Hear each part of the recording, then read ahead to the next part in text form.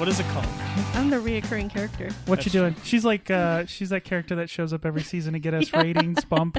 The Sarah bump. That's what we exactly. Well, speaking of bump, David, Whoa. I'm about to give this podcast a big bump. There you go. Do you know why? Whoa. Oh yeah. Because I was on the internet, David. I was on a huge, famous television show. I kind of was too, but you couldn't see me. No, I couldn't. I tried looking. But we saw I you. was too short. I'm famous. Yep. Because I've been on the show. It's on Amazon, as they say. Amazon. The Grand Tour. I mean, if you remember, I talked about this when I filmed. You know, When you were called. sunburnt. Yeah, when I was called, they're like, we need Gerald, So the Grand Tour premiered. It's on Amazon Prime Video. It's not like all the episodes. They're doing it every Friday. They'll release a new episode.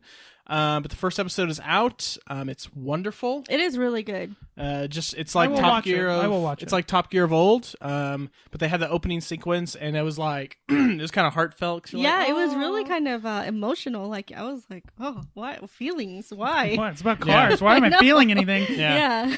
I'm unaccredited.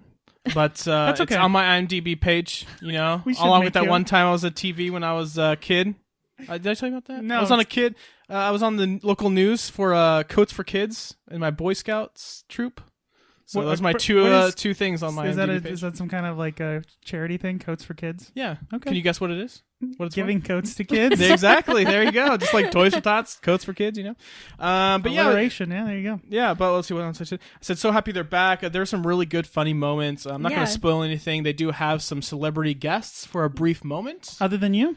Other than me. Yes, thank And you, David. Dan Jackson, who was on last week's episode. Yeah, Dan is in Yes, that. he was in there. He's in the show as well. Though I think I outshined his part a little bit. Nah, I'm not gonna I speculate can't even either way. believe I got a sunburn on the top of my head to go out there and do this with them, and can't even see me. Yeah, I'm sorry. Lost in the crowd. Sorry. But it was very, very Ride his cool. coattails to success. That's what you want to do. It's cool seeing like 7 hours of us shooting that day and then like condensed into 10 minutes opening sequence. You're like, that was it. But it was really cool. Yeah, it was really Doing good. wrong. A couple other things. I did some of the most manliest things you could possibly do. Okay. What? I worked on my car. There you go. Oh, he It's pretty did. manly, right? Isn't that like one of the check boxes like man things? Yeah, like chop down a tree is on that list. Probably pull hair out of a drain. That's got to be. That's Yeah. No, It's he not- does I mean, that I a was just lot. saying, just more He does just that a like lot. house like maintenance is our manly things, right? Yeah, I'm trying to think. Probably kill something. Unfortunately, is probably on there. Like Like some hunting, kind of like a David. hunting, Like an animal. not like He a person. kills- Jesus. They're the most dangerous big game. Spiders that I don't. No, I can't guess that's touch. true. Kill something Yeah. could include spiders. Yeah. I have this big rubber mallet, Yeah. and I killed a black widow with it in the backyard, and I left like the spider guts on the mallet, and I left it on the table, so Yeah. it's like their friends know. Don't Like that was Steve. Don't be like Steve. Just don't be around. He's got a mallet. Steve, oh my God! The monster left his body strewn on What this a mallet. monster. Exactly. Yeah. It's like the freaking skulls on pikes out there. That's exactly what I said. How dare you? But I replaced my. Did a very intensive car maintenance, David. I replaced the cabin air filter in my car. Oh. So that's for Look the at AC, me. Look right? at me. Yeah, because I don't know if you take your car to a dealership to get the oil change, but they're always like, hey, your air filter needs to be replaced too. It's gonna be $69. Blah blah blah. Takes them 5 seconds. I got on Amazon for like $8, and it took me about 7 minutes to replace because just behind your glove box. No, you gotta play it up. I mean, it took 7 minutes to think about how you're. If gonna I said it took me longer than 7 minutes to replace the air filter, Wouldn't people be- will think that would be Okay, funny. gotcha. Okay. And I replaced my brake lights finally. So Dan would judge you. that's true. But the brake lights, you don't pull off the taillight, right? You can do it from. There's a way. Yeah, to from the get- back. Yeah, you yeah. just pop it out. Yeah, I've done that. And you're kind of downplaying it, David, but it was very intense. Yeah, you there know. was clips and screws. there, and- there was turning, there was fun. Like, oh, I can't see it. Where is Oh, it? You where know? is it? I got a text saying I can't find my car gloves. Yeah, because I have like gloves to work on a car, but I didn't know what was involved in changing the Oh, air filter okay. first. So I was like, oh, I need gloves because I'm probably like working the engine, like that's what you do. And I looked at a video. It's like, oh no, it's like behind the glove box. The most work you have to do is just take all the crap out of your glove box. Like that's the What did the hardest filter look like? Was It pretty was bad. bad. It was Pretty bad. disgusting. Like disgusting. It was and that's gross. what's Pieces of going. leaves and That's what's crap. blowing through your face when Yeah. you turn on your AC. So I turned it on like after I replaced it. I was like, oh wow, it's this powerful. That's crazy. I could have used this probably during the summer. But So everybody out there, get your cabin air filter changed. This is why I think YouTube is amazing. Because when we bought the house, the house that I live in, it was a REO foreclosure house. So it had been on the market, I don't know, I want to say like a year and a half. So it was in terrible condition. Can you just move that closer, please? You're just Oh, giving you're talking me about anxiety. Just your having coffee. it at the end of Yeah, the table. every second that you Thank keep you. it Well, I'm there. trying to get the sponsorship. Come on now. So yeah, we bought the house, and I remember when we came in, I was like, "Oh, this, it's hard for my wife Alyssa to be like, we should get this one because it looked like garbage." And so, but I'm like, "No, it's got good bones. We can fix it." She's like, "You don't know anything about home improvement. You know nothing about it." I have the internet. That was my thing, and my dad is like, "How you don't know how to change a toilet? I never taught you that. How would you know?" And I'm like, "It's on the internet." And he's like, "Really?" And I was like, "Yeah." And then I did all this stuff, and it's just YouTube has put a lot of work. That is how I taught myself to knit and crochet, was on YouTube. There's no need for tutors. It's No. called the internet. Yeah. But I want to ask David, speaking of YouTube and car maintenance, why's your car there sitting in the driveway still? Is it That's hard because- to fix a battery, David? Yeah, so no, Need it's some not help? that. It's because I don't need it. This past 3 weeks at work, very weirdly, I've been just stuck at work. And then my wife brings me food and coffee, so it's like I'm not gonna shut that down anytime soon. It's one of those things where it's not so much a problem at this point. But I think not this coming week I don't have anything because of the shortened week with Thanksgiving. But yeah, well, at some point I got to get that battery changed. So it's like, David, it's like $60 at Walmart. Just go get it and drop it in. It takes like 5 minutes. I will say the one thing I don't enjoy working on with a car, I'll work on anything. I really don't enjoy touching car batteries, because I'm afraid of electricity. I have a rational fear of the dentist and of electricity. I've been think shocked a being few times. Afraid of electricity is just a human emotion, David. Everyone, not one person is like, I like electricity. No one's like that. Okay, so going back to home improvement, one time when I was working on the cabinets in the kitchen, I was we were going to take off the old stain and put new stain on. So you have to Sand it down. and then you put the new stuff on, and then after you put the new stain on, you're supposed to take some steel wool and kind of get imperfections out or something like that. Well, I didn't turn off the electricity to the island, the cabinet in our kitchen, which has an electrical outlet, and I just ran the steel wool right over it.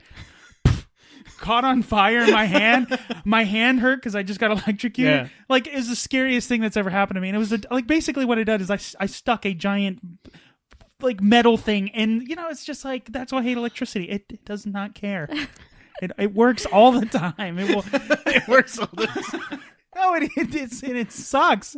My hand was you get this compression or whatever, contraction in your hand, and I'm like, I can't let go of this thing that's on fire, and I'm like, it's terrifying. Anyway, electricians, God bless them, because I would be like, no, let's just go back to candles. I'm okay with that. No one ever got caught on. Well, I shouldn't say that. They have been caught on fire because I'm just waiting until you trade in your car. It's like, this car is fine. You just need to replace. No. Not worth it. I'm just gonna trade in for a new car. I don't want to replace the battery. It's electric. No, thank you. No, I just hate because even putting the cables on is kind of scary, because when you put the second cable on, sometimes it makes a little spark. It's just ooh, a spark. Ooh. It's just because guess what? Die if you do it wrong. And they're always like, make sure you do it this way and not that way, or the world collapses in on itself. I'm like, why are we giving normal people this ability? But anyway, go ahead. That's Anyways, a whole nother David, issue I will unto man itself. up and replace your battery in your car. I have. I will. It's just at this point, it's not a problem yet. When it becomes a problem, I'll change it. Last thing I got going on, a new video game came out this past week, Watch Dogs 2. Played a little bit of it. I think we'll have more of a review, because you're going to play it. Yeah, I'm going to play some of it. I want to play. You said there's an online component to it. There's co-op and stuff too. Yeah. It's cool. Early impressions? It's dumb, but it's fun. I mean, it's brainless. It's not as smart as something like GTA in terms of an open world game. But it's still fun. They poke fun at themselves. There was this mission there it'd be cool if we hacked this video game company and release their new game or whatever on the internet. Wouldn't that be cool? And it's what company? Oh, they're in town. It's Ubisoft. Blah blah blah. And I'm just like, oh god, nice, because they're the ones making the game, obviously. Plug. But it's just weird because they're hacktivists. You play a hacker in the game. It's open really? world. They're called. Is that a real term already, or is that from this game? No, hacktivist has been a term for a little while now. Okay, anonymous sorry. and all that Okay, crap. I'm glad. Right. But they're hacktivists. But they're yeah, because we need to. These mega corporations are data mining our information and selling it. Blah blah blah. We have to stop that. And in your little hacker clubhouse, whatever, which by the way is located in a board game like Meepleville. Oh, like a cafe? Yeah, and it was funny because you walk up to this guy, he's like, "Do you want to play this new game? It's from Germany. It won this Golden Peace Award." Blah blah blah. And I was like, "Oh my god, David would love this." Yeah, so far now I'm listening.